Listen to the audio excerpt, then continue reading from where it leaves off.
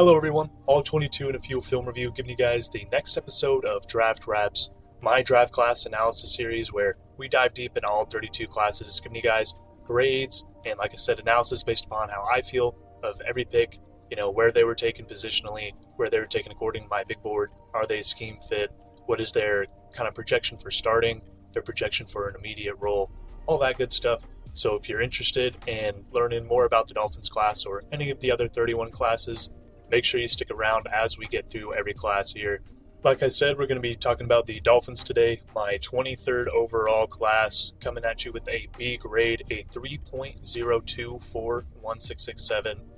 That numerical grade coming from the equation I made for you guys so you guys can have a more concrete feel about how I feel about every class, as well as have a more concrete feel about how different classes with the same letter grade stack on top of each other. So if you want more kind of insight about the different style of day 1 and day 3, or day 1 and 2 and day 3 grading, make sure you look in the description, as well as look in the description for all other questions you have about anything you might see on your screen today, abbreviations, stuff about the stats, anything like that. It's all going to be in the description. Thank you guys for tuning in. It's been a very fun series so far. I'm glad a lot of you are enjoying the content. If you are, make sure you hit that subscribe button down below as we get through all 32 teams so you don't miss out on any of them. Let's get into the Dolphins here. With their first pick, they take Kenneth Grant, an IDL out of Michigan. Their next pick, Jonah Savaiinaya, a guard out of Arizona. Jordan Phillips, an IDL out of Maryland. Jason Marshall Jr., cornerback out of Florida. Dante Trader Jr., a safety out of Maryland. Ollie Gordon II, a running back out of Oklahoma State. Quinn Ewers, quarterback out of Texas. And Zeke Biggers, an IDL out of Georgia Tech. The Dolphins had a lot of needs going into this class.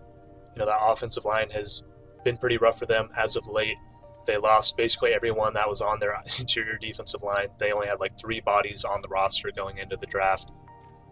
Jalen Ramsey seeks out a trade, so your outside corners are Cam Smith, Storm Duck, and Ethan Bonner. They had a lot of needs. I'm not even talking about safety either. They had a lot of needs going into this class. I liked it overall, especially for who they got early. Some of the trades I wasn't the biggest fan of, more the reason they are going to get a B here.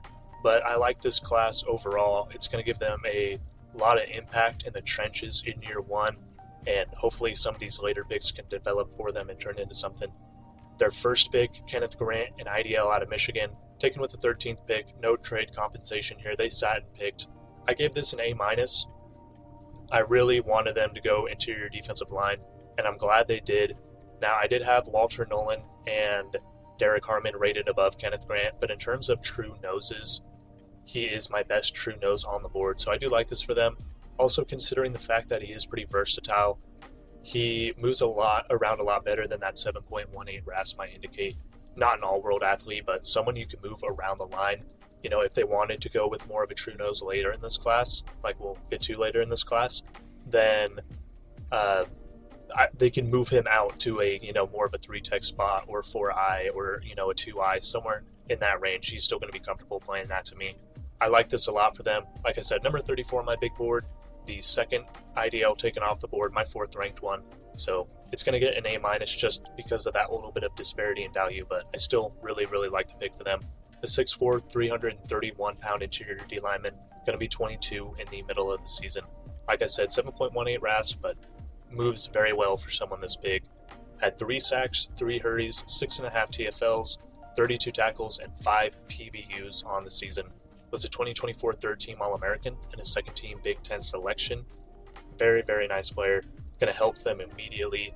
Has the upside of a top 10 interior defensive lineman. He has some pass rush chops to him. If you can develop that, this can be such a good 3-down interior for you.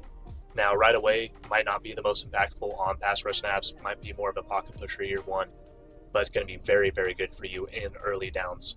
Like him a lot. Their next pick, they go Jonah Savaiinaya, a guard out of Arizona, taken with the 37th pick, the 5th pick of the 2nd round.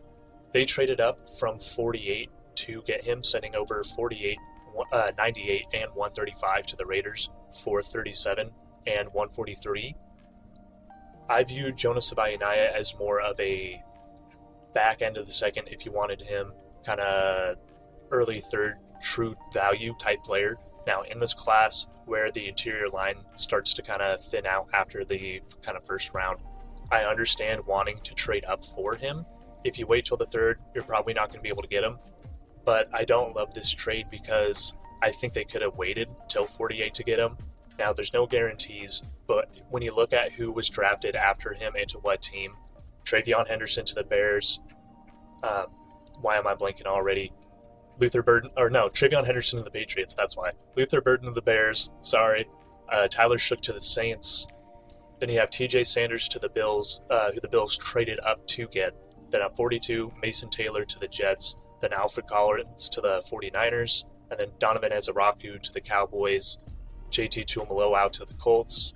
Terrence Ferguson to the Rams. Will Johnson to the Cardinals. And then at 48, the pick they traded out of, the Texans ended up trading up for that spot and taking Ariante Ursary, a left tackle. So in all of those spots, 38 to 47, no linemen were taken, no guards, no tackles. The only team I think you could really argue maybe would have taken him there if he was there was the 49ers. But at the same time, I don't think they're going to take him over Alfred Collins, especially with how that interior line dealt with the run last year. I think they would have taken him.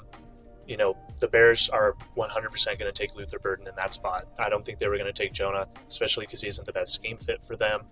At 40, the Saints were definitely going to go Tyler Shook. They took Kevin Banks in the first.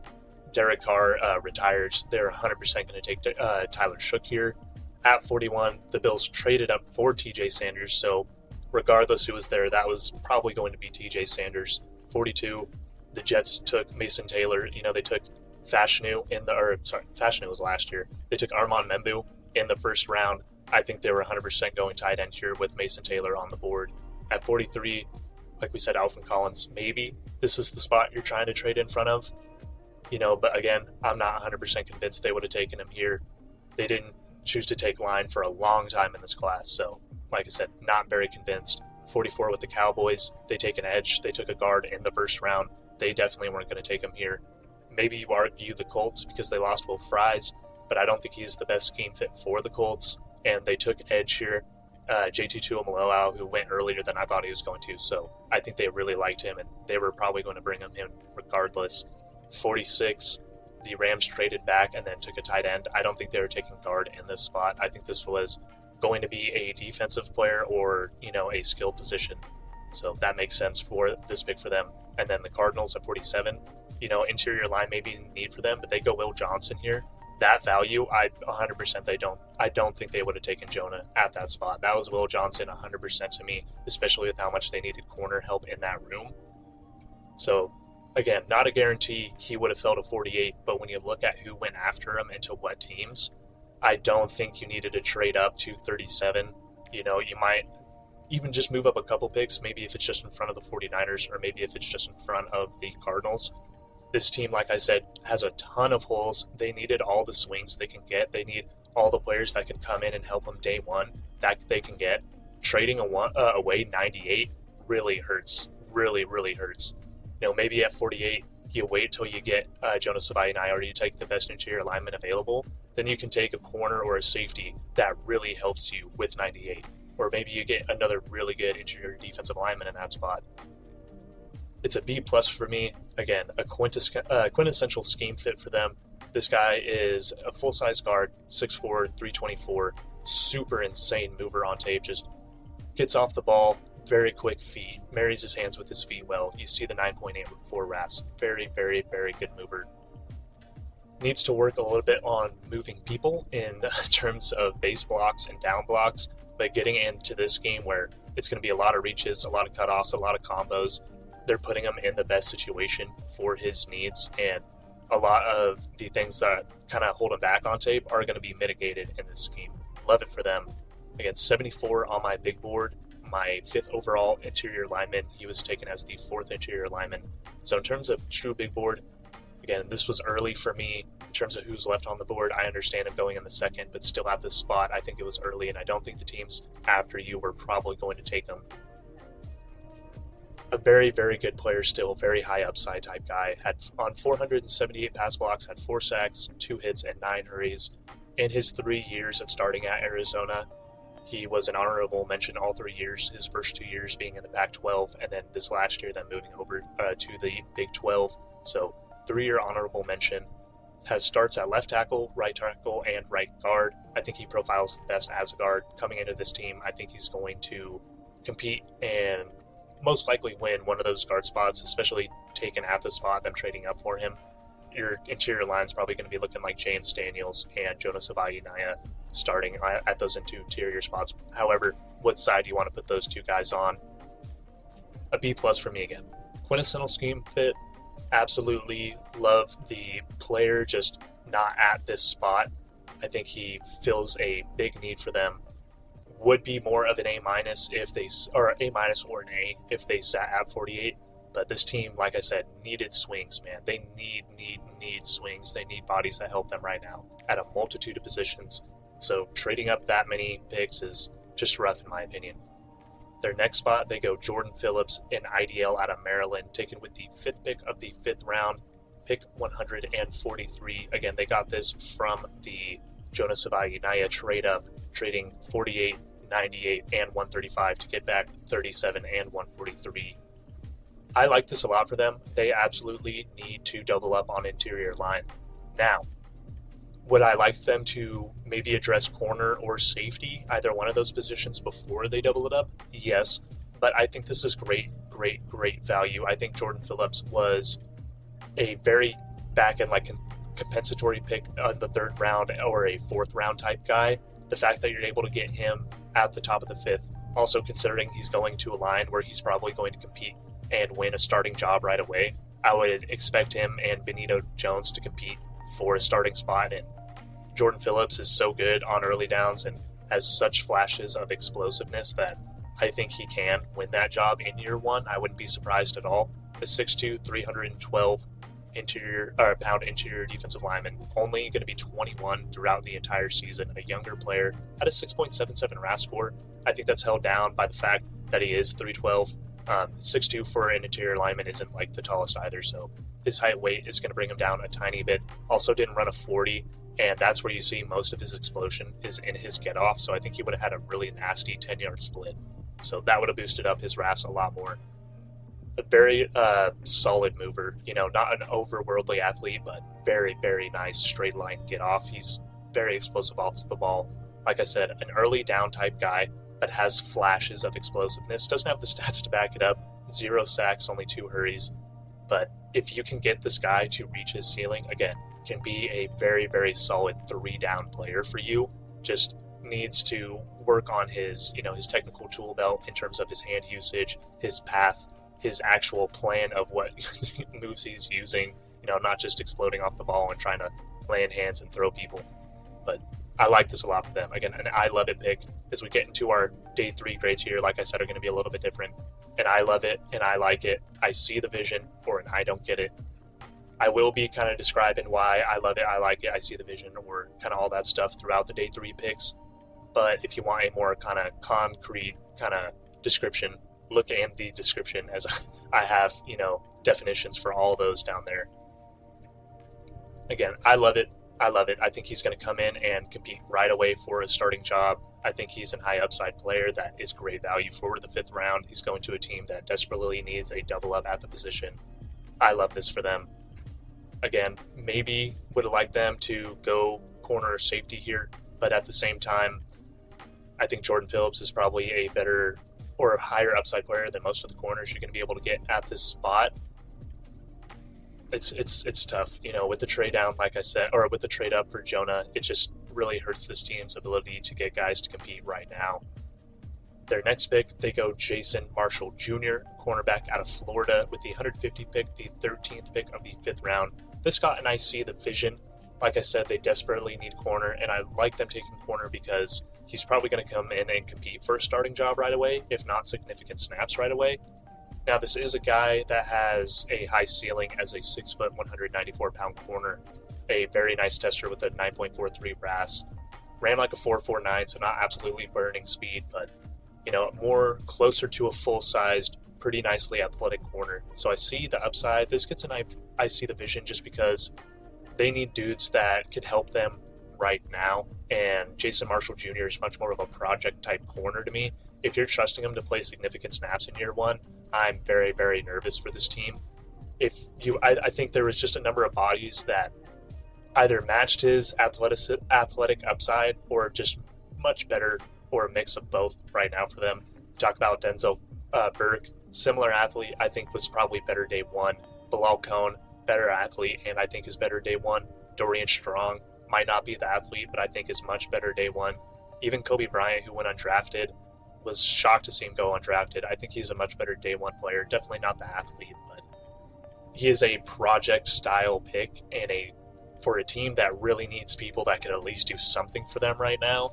And a lot of those guys I named had similar or better athletic upsides, and I'm more comfortable with playing day one. But again, if this guy can hit his upside, could be a very nice starting outside corner for you. I'm not saying it's out of his ability. Just year one, it might be a little bit rough for him. And cornerback is a very, very confidence-based position. If he's getting absolutely torched in year one, that might destroy his confidence. He might not be the same type of player after that. The development might be a little bit hindered. Is going to be 23 throughout the season. Didn't have great ball production this year. 0 interceptions, 4 PBUs. Had 119 passer rating allowed when targeted, which is really, really, really not good. 20 tackles, 1.5 TFLs, 1 forced fumble. Was a 5-star recruit coming out of high school, going into Florida. Very, very, very high pedigree of recruiting coming out. So, maybe if you can get him back to that, then you could have a very nice player. Was a 3-year starter for Florida. Didn't have a great, development trajectory at Florida. He didn't really get better every single season, which is a little bit concerning. Again, not my favorite corner on the board, but they absolutely needed corner, and he does have some athletic upsides and nice size. So I see the vision. Their next pick, the 155th pick, the 17th pick of the 5th round, they go Dante Trader Jr., a safety out of Maryland. Also, as we get to the 5th round, if you've watched some of my previous videos, some of the picks may be a little bit off for the 5th round and the 5th round only. Somehow, on the NFL.com website, they have 2 typos in the 5th round. They don't have an 11th pick in the 5th round, and they don't have a 15th pick in the 5th round. So they just skipped those numbers entirely.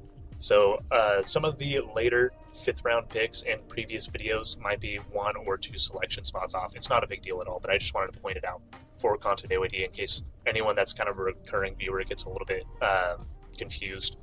Dante Trader, 17th pick of the 5th round. The safety out of Maryland, they got this pick from the Bradley Chubb trade, so just an extra pick. And I see the vision again. Again, they have Ifeatu Melifonwu and Ashton Davis on 1-year Band-Aid contracts. I would really like them to get a safety that at least kind of gives you a base of playing ability year one.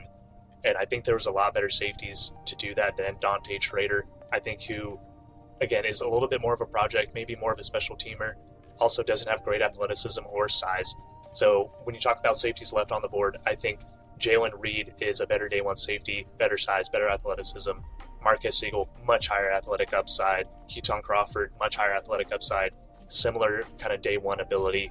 RJ Mickens, better size, better athletic upside, similar day one ability. Raywan Lane, I think, is probably a better day one player, similar athletic ability. I just think there was a multitude of safeties that you could have gone here. I thought Dante Trader was more of like a 7th round, maybe late 6th round type guy, so I think it was very early for him. Again, they absolutely just need safety help, so I can't hate the pick. I just think not only were there dudes that could have helped you more right now, but I think there was dudes with, much better upside as well. Again, a 5'11", 196 safety, 22, going to be 22 throughout the season, a 2.93 RAS score. The measurements of height and weight are going to bring that down a bit, but also just did not test well in the slightest. A little bit better of a mover on tape than testing, but again, wasn't a outwardly or even a plus athlete on tape either, so wasn't 100% surprised by the testing numbers. Had 1 interception, 4 PBUs, 59 tackles, only 3 missed tackles on those 59 total tackles, so you like to see that tackling ability for this team.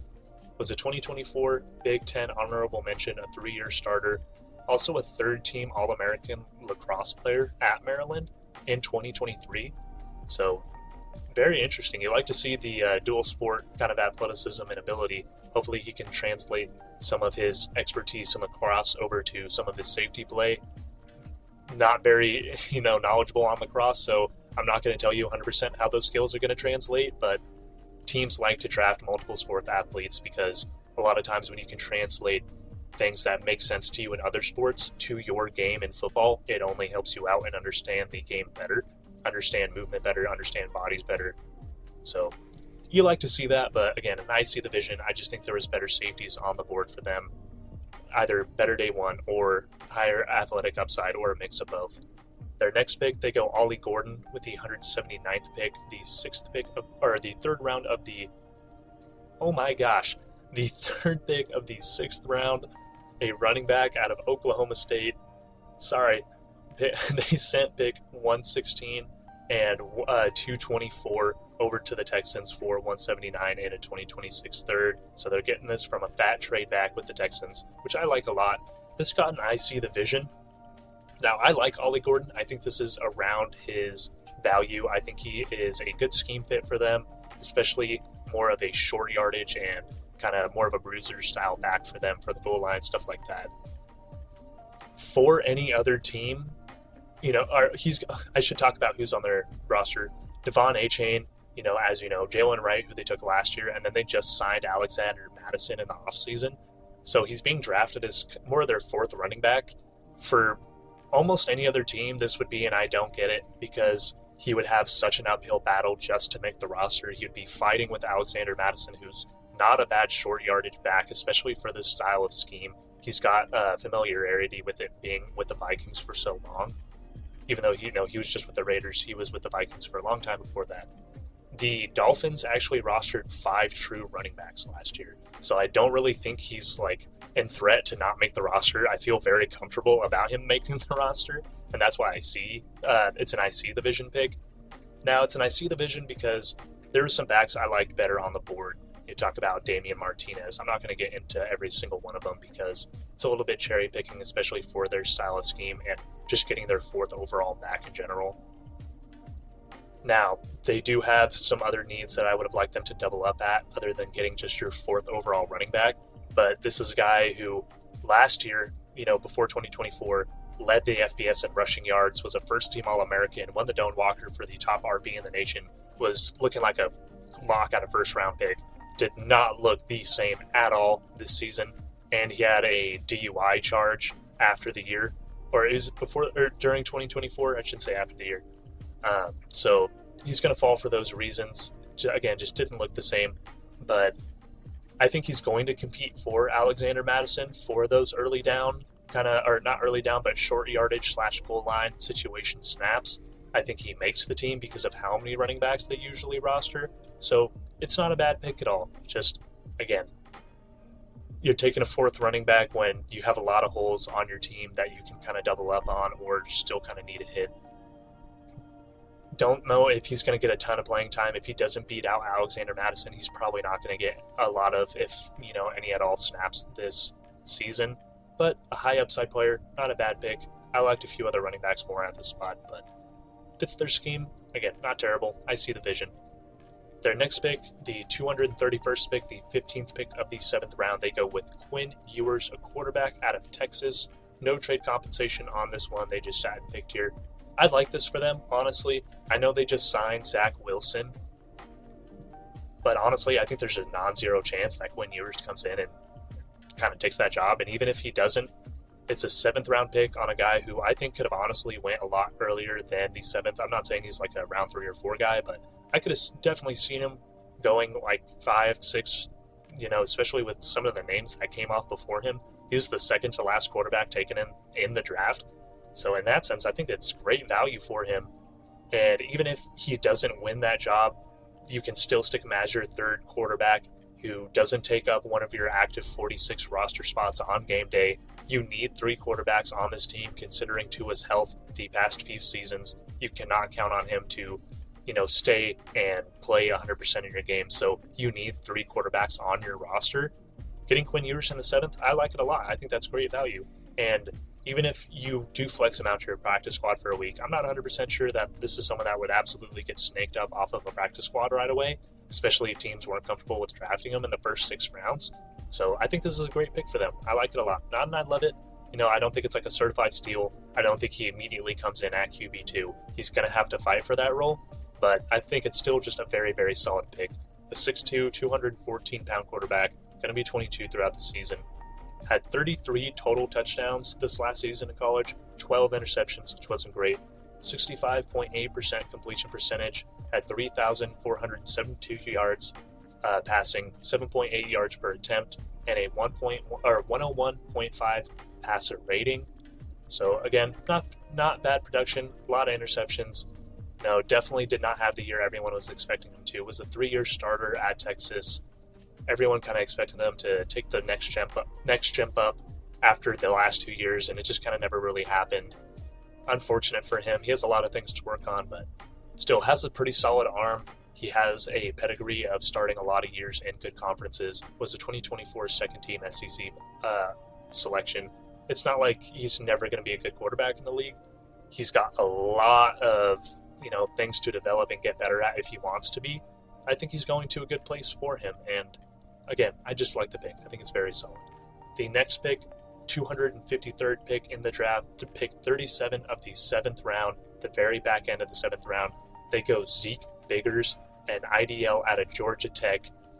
I like this a lot for them, honestly. Almost any other team, if they tripled up on interior D-line, it would be an I don't get it, or at most I see division. But considering that they only had 3 dudes on their roster coming in, they needed to double up or even triple up. And Zeke Biggers is someone that I think could honestly compete for snaps right away. So I like it a lot. I think this was about his range. He was probably going to be a 6th or 7th round guy. This would be, and I love it if he was just the 2nd guy they've taken, but he is the 3rd guy they've taken. So he's got some bodies to go ahead of, or, to try to work ahead of that were drafted above him, and 3 dudes that were already on the roster before him.